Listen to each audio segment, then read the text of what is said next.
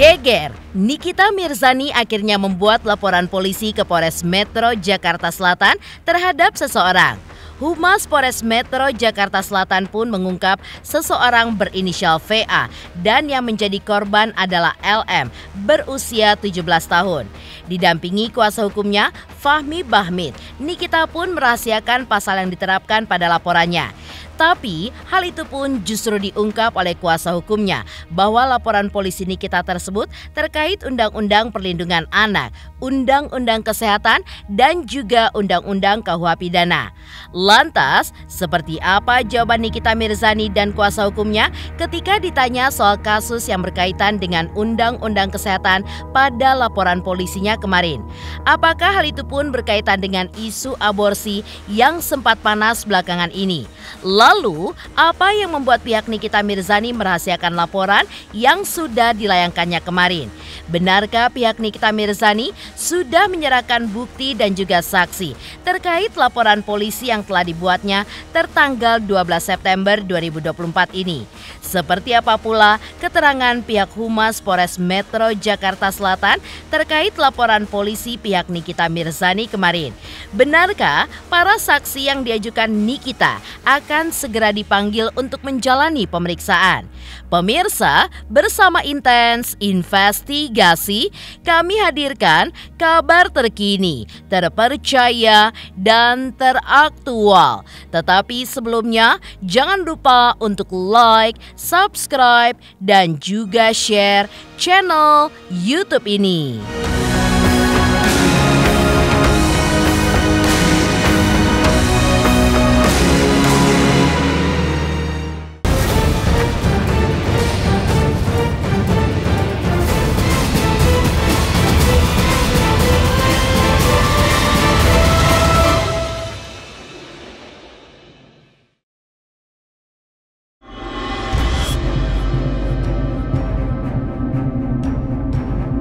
Rencana Nikita Mirzani membuat laporan polisi terhadap seseorang belakangan ini tampaknya bukan hanya gertak sambal belaka. Ya, kemarin ibu kandung Laura Mezani akhirnya menyambangi Polres Metro Jakarta Selatan bersama kuasa hukumnya Fahmi Bahmid untuk membuat laporan polisi terhadap seseorang, di mana Nikita Mirzani enggan untuk mengungkap nama bahkan inisialnya. Meski tak banyak memberikan informasi terkait laporan polisi yang dibuatnya, Nikita pun memastikan bahwa ia telah membuat laporan untuk seseorang.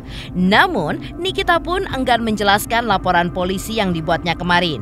Tak hanya itu, kuasa hukum Nikita juga enggan menunjukkan laporan polisi dengan alasan laporan polisi yang dilayangkan oleh Nikita kemarin ada yang diduga bersifat tindak pidana bersifat khusus. Hal itu pun terlihat dari penerapan pasal Undang-Undang Kesehatan terhadap terlapor. Ya, alhamdulillah Niki datang lagi silaturahmi di Polres Metro Jakarta Selatan, diterima sama penyidik semua. Ada yang dilaporkan, tapi siapa yang dilaporkan tanya di atas. Yang dilaporkan Siapa mungkin? Ada yang di atas tanya. Ini kan oke bang. Terkait apa bang mungkin bang? Terkait apa ada di atas? Karena udah 2 tahun nggak pernah main ke Polres Jakarta Selatan atau ke kantor-kantor polisi yang ada di Indonesia. Karena udah damai kan hidupnya, jadi ya silaturahmi sekalian. Tadi ya itu ngelaporin orang, tapi nanti tunggu aja. Nggak lama kok, bentaran. Inisialnya aja mungkin bang kalau Nggak tahu inisialnya di atas. Bang, Saya kan cuma tanda tangan sama Niki. Apa yang kemarin lagi preskon itu kan Niki? yang kemarin respon itu kan Niki atau tahu. inisial V kan Niki benar. Nanti juga tahu. Nanti juga tahu lah, tunggu aja. Nggak lama kok kan kalau gua udah ngelapor itu pasti serius. Kalau udah serius, ya pasti maunya cepat dan sesuai sama SOP-nya aja.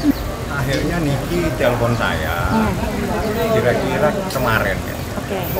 Memang selama ini saya nggak terlalu hal-hal yang bersifat privat begitu, saya nggak masuk. Niki telepon, bang, abang gimana? Dia bilang saya di Jakarta. Terus, ayo bang, kita jalan-jalan ke Polres. Oh iya nih, memang lama lu nggak ke Polres. Ayo kita jalan-jalan. Nah ini akhirnya Niki sama aku jalan-jalan ke Polres. Ada yang kita laporkan. Dan curhatannya apa aja sih bang? Mungkin banyak curhatannya, tapi itu kan menjadi konsumsinya penyidik ya. Jadi penyelidik, jadi kita nggak mungkin bisa sampaikan. Nomor DLP-nya Bang? DLP-nya nggak boleh dong. Oh iya, siap. Yang jelas tanggal 12 September, tanya di atas. Hari Karena gini ya, jadi ada beberapa tindak pidana yang bersifat umum dan khusus. Ini tindak pidana yang bersifat khusus. Kalau sudah bersifat khusus, saya tidak berani menyampaikannya. Itu menjadi kewenangan penegak hukum yang di atas. Anda tanya kepada mereka. Kuasa hukum Nikita Mirzani juga menjelaskan bahwa pelaporan kali ini memang tertuju kepada seseorang, bukannya suatu akun di sosial media. Pasal yang dikenakan juga cukup banyak, termasuk di dalamnya ada pasal dari Undang-Undang Kesehatan, Undang-Undang Perlindungan Anak, serta Undang-Undang KUH Pidana. Terkait inisial nama yang dilaporkan oleh Nikita, Fahmi Bahmid sebagai kuasa hukumnya juga enggan untuk menyebutkannya. Pihak kuasa hukum Nikita juga menunjukkan bukti dari laporan yang telah dilayangkan oleh kliennya kemarin berupa foto. Tetapi Fahmi Bahmid pun juga enggan menjawab ketika ditanya soal Undang-Undang Kesehatan yang diterapkan pada laporan polisi Nikita kemarin, apakah terkait dengan aborsi. Pasalnya banyak. Ya. Ada berapa oknum mungkin ada Bang dilaporkan? perlindungan anak, macam-macam dah pasalnya kita masukin. Yang dilaporin orang atau akun Bang? Orang lah, manusia. Orang langsung. Manusia. Ada berapa orang Bang mungkin yang dilaporkan? Satu. Tapi dahsyat. Satu tapi satu keluarga. Coba Mimi. Satu keluarga tuh gimana? Kenapa Bukan udah? gitu. Nah, Bukan itu, pasalnya banyak. Apa aja mungkin pasalnya Pasalnya ada banyak? undang-undang perlindungan anak, ada undang-undang kesehatan, ada KUH, banyak sekali. Makanya yang berhak untuk menjawab ke Pak Kasat ya. Kan ini Pasal Ada, jadi ada beberapa pasal. 5? Jadi saya sampaikan aja ada undang-undang kesehatan, ada KUH pidana, ada undang-undang perlindungan anak. Jadi undang-undangnya aja, pasalnya cari di atas pada mereka. bersifat khusus artinya berkaitan dengan Iya, anak di bawah umur. berkaitan Bang? dengan pasal, dengan undang-undang kesehatan itu undang-undang khusus. Ya. Ya, siap. Buktinya ini.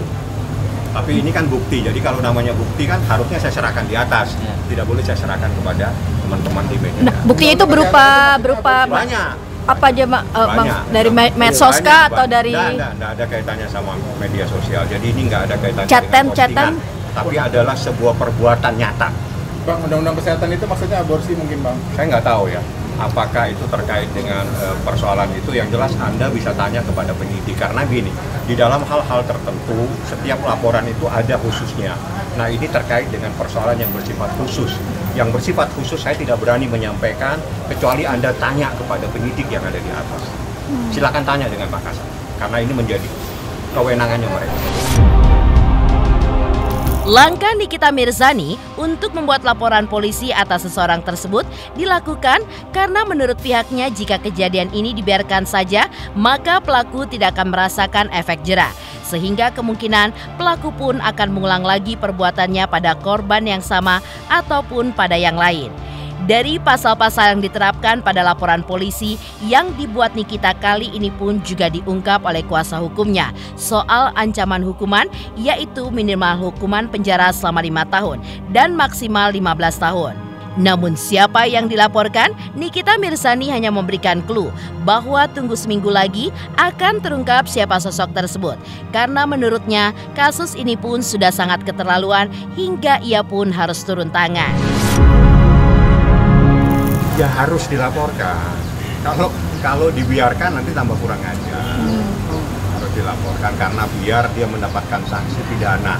Saya beritahu, pasalnya itu minimal 5 tahun. Artinya seseorang itu minimal kalau dia terbukti 5 tahun. Nggak bisa kurang ya? Tidak bisa kurang. Tidak ada diskon 5 tahun. Maksimal 15 tahun. Lu nikmatin saja itu nanti. Ya pokoknya tunggu aja. Nanti ya minggu-minggu inilah kalian juga nanti akan tahu. Karena ini kan kasusnya penting, jadi prosesnya pasti jadi lebih cepat. Gue mendingan berkomunikasi dengan Tuhan saja sekarang, ya. Jadi biar kalian nanti makin gemes gitu. Kalau permasalahannya saya nggak bisa sampaikan. Yang jelas ada permasalahan yang cukup rumit. Yang memang kalau Niki sudah turun tangan seperti ini berarti memang sudah tidak bisa dimaafkan. Berarti Niki harus mengambil sikap untuk lapor polisi. Humas Polres Metro Jakarta Selatan juga mengungkapkan bahwa memang benar kedatangan Nikita Mirzani ke Polres Metro Jakarta Selatan bertujuan untuk membuat laporan polisi terhadap seseorang berinisial VA, di mana yang menjadi korban adalah berinisial LM dengan usia 17 tahun. Dikonfirmasi pula undang-undang yang diterapkan pada laporan polisi Nikita Mirzani kali ini, yaitu Undang-Undang Kesehatan, Undang-Undang Perlindungan Anak, dan juga Undang-Undang KUH Pidana, diantaranya Pasal 76D, Yunto Pasal 45. Pihak penyidik Polres Metro Jakarta Selatan sudah menerima beberapa bukti dari laporan Nikita kemarin, diantaranya berupa foto, dan mengajukan 3 nama sebagai saksi yang pemeriksaan ketiga saksi tersebut akan dijadwalkan dalam waktu dekat. Iya betul, jadi untuk saudara NM tadi datang ke Polres Jakarta Selatan melaporkan tentang keluarganya, kasus keluarganya.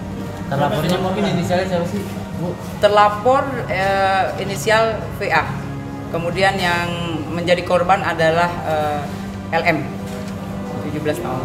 Pasal yang disangkakan apa? Pasal yang disangkakan adalah Undang-Undang Kesehatan, kemudian juga di Perlindungan Anak, dan juga di situ kita masukkan Undang-Undang KUHP juga. Di pasalnya itu kita di 76D, kemudian Ju 45. Untuk NM masih dia melapor saja tadi, untuk pemeriksaan dijadwalkan. Dan itu LM ya Bu, apa anak? Jadi NM itu orang tuanya. Iya, orang tuanya. Yang menjadi korban adalah anaknya. Satu orang. Bukti-bukti ada foto, ya, kemudian ada saksi yang diajukan 3 orang. Nah itu semua nanti dijadwalkan untuk dimintain keterangan dari penyidik. Geger langkah hukum yang dibuat Nikita Mirzani kemarin dengan membuat laporan polisi ke Polres Metro Jakarta Selatan diduga untuk selamatkan nasib Loli.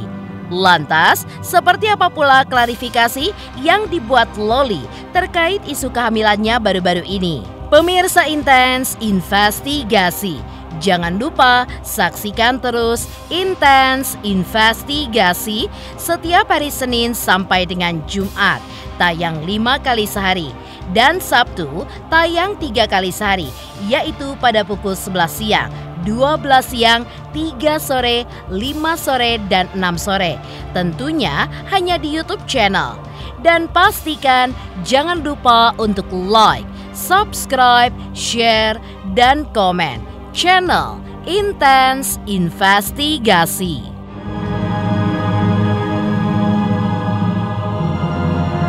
Selamat untuk Intens Investigasi karena sudah mencapai 3 juta subscribers di YouTube. Sukses selalu and all the best.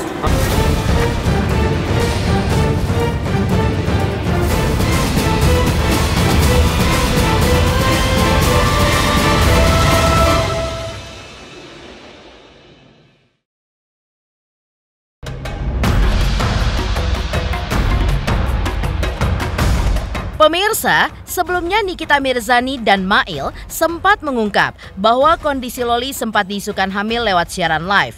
Loli pun tampaknya geram dan akhirnya angkat bicara melalui akun sosial media pribadinya untuk mengklarifikasi terkait isu miring yang dinilainya tidak benar, bahkan lebih ke fitnah dan pencemaran nama baik. Saya tahu itu anak hamil dari bulan lalu. Saya diam, hati saya hancur. Saya besarin dia sendirian, tiba-tiba itu anak hamil sama gembel. Halo semuanya, aku di sini mau ngebuat video klarifikasi tentang isu-isu yang gak benar yang sudah disebarluaskan oleh beberapa akun, baik akun yang aku kenal ataupun yang tidak kenal. Aku di sini ingin menegaskan bahwa aku sama sekali tidak hamil dan semua berita-berita yang disebarluaskan itu semuanya fitnah dan udah keterlaluan dan kelewatan banget. Aku selama ini sama Fadel selalu menjalani hubungan yang baik-baik aja, positif-positif aja, tidak pernah melakukan hal-hal yang negatif ataupun yang buruk seperti misalnya berhubungan intim ataupun hamil, itu tidak pernah sama sekali. Jadi aku minta tolong ke kalian semuanya untuk stop menyebarluaskan fitnah ini karena selama ini aku dan Fadel dan keluarganya Fadel pun selalu baik sama aku dan selalu menjaga aku, bahkan ngebela aku. Aku minta tolong ke kalian semua, aku harap dengan video ini kalian semuanya mengerti, karena gak mungkin aku memilih seseorang untuk dipacari kalau misalnya aku tidak cinta atau aku tidak sayang atau aku tidak nyaman dengan orang tersebut, yaitu Fadel. Jadi ya udah, kalau misalnya emang kalian nggak suka dengan hubungan aku, ya udah nggak apa-apa. Yang kalau misalnya yang suka, alhamdulillah. Yang tidak suka, ya sudah, aku nggak akan repot, dan untuk kalian pun tidak usah repot gitu loh, karena hubungan ini aku yang jalani dan Fadel. Sudah, itu aja. Aku harap dengan video ini kalian mengerti. Sebelumnya maaf kalau misalnya ada kata-kata yang salah. Makasih semuanya. Isu kehamilan Loli yang belakangan ini terus menggema kian kencang tampaknya membuat Loli pun merasa tidak nyaman. Karena itu, Loli pun berencana untuk membuat langkah hukum terhadap pihak-pihak yang terus menggaungkan soal isu kehamilan dirinya. Bahkan secara gamblang, Loli pun menyebutkan bahwa dirinya tidak segan-segan untuk melaporkan pihak-pihak yang terus mengangkat isu ini ke Komnas Perlindungan Anak. Karena dirinya sebagai selebgram harus menjaga nama baiknya demi kelancaran karirnya. Jadi aku minta tolong kalian semuanya untuk stop. Karena kalau misalnya kalian tidak stop, aku tidak akan segan untuk melaporkan semua ini ke Komnas Anak untuk mempertahankan nama baik aku dan untuk kelindungan aku sendiri. Dan sebagai selebgram yang nyari rezeki di medsos pun, aku harus menjaga nama baik aku, keluarganya Fadel, ataupun keluarga aku, karena kita semuanya dikenal. Jadi tidak mungkin untuk aku melakukan hal-hal yang buruk yang mengasih dampak buruk ke kita semuanya, seperti aku, Fadel, keluarga Fadel, dan keluarganya aku juga. Dari klarifikasi Loli yang membantah isu soal kehamilannya yang kini sudah tersebar, lantas benarkah selebgram Yolo Ine sebagai sahabat Nikita Mirzani pernah menawarkan Loli untuk membuktikan melalui pemeriksaan Opjin bahwa dirinya tidak pernah hamil dan tidak pernah menggugurkan kandungan? Pemirsa Intens Investigasi, jangan lupa saksikan terus Intens Investigasi setiap hari Senin sampai dengan Jumat, tayang 5 kali sehari, dan Sabtu tayang 3 kali sehari, yaitu pada pukul 11 siang, 12 siang, 3 sore, 5 sore, dan 6 sore. Tentunya hanya di YouTube channel. Dan pastikan jangan lupa untuk like, subscribe, share, dan komen channel Intens Investigasi.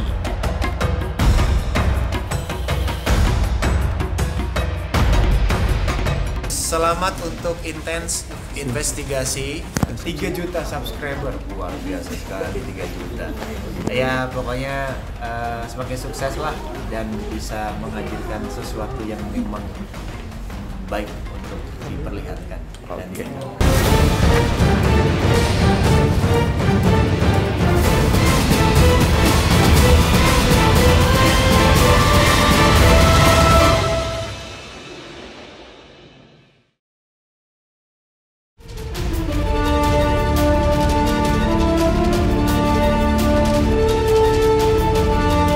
Isu mengenai Loli hamil dan menggugurkan kandungan yang belakangan ini semakin kencang terdengar membuat selebgram sekaligus sahabat Nikita Mirzani Yolo Ine ikut angkat bicara.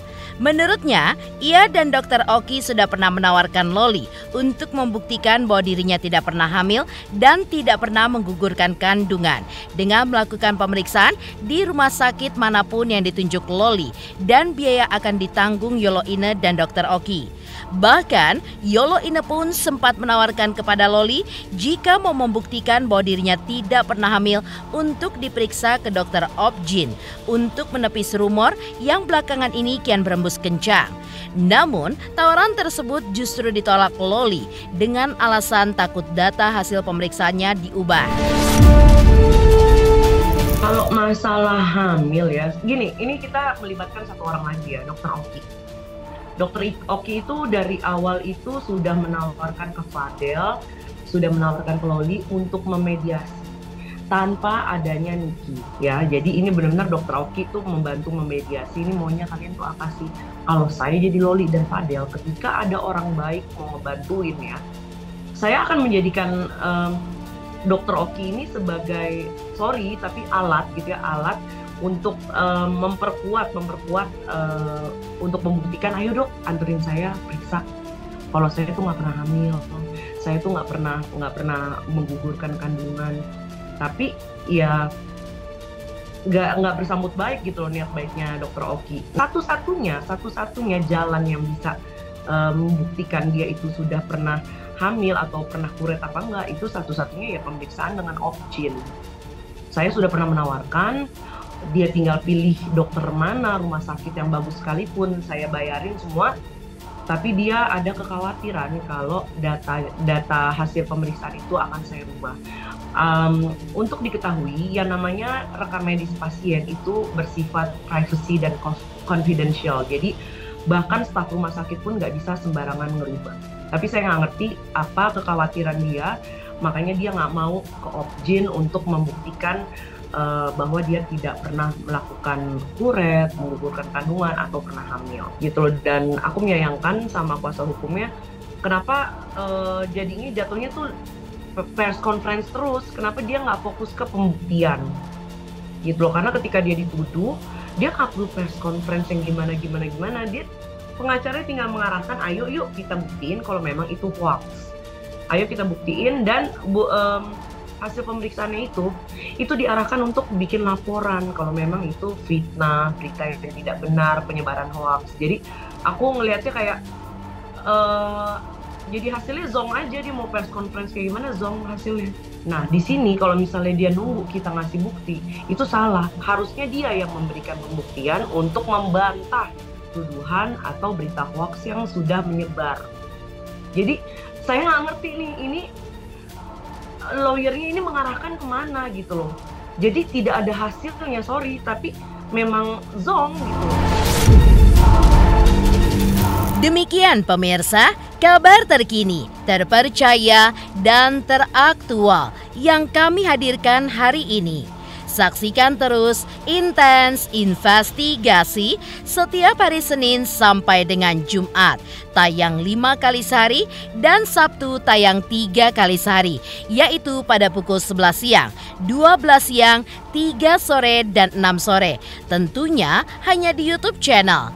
Dan pastikan jangan lupa untuk like, subscribe, share, dan komen channel Intens Investigasi.